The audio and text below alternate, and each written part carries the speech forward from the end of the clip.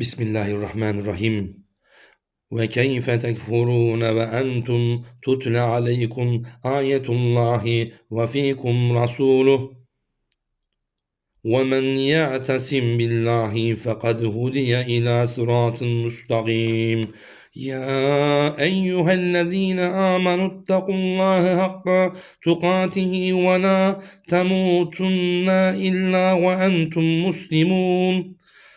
واعتصموا بحبل الله جميعا ولا تفرقوا واذكروا نعمة الله عليكم إذ كنتم أعداء فألف بين قلوبكم فأصبحتم بنعمته إخوانا وكنتم على شفا حفرات من النار فأنقذكم منها كذلك يبين الله لكم آياته لعلكم تهتدون.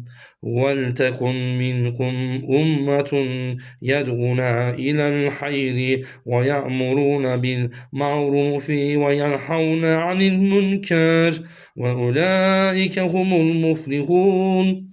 ولا تكونوا كالذين تفرقوا واختلفوا من بعد ما جاءهم البينة وأولئك لهم عذاب عظيم.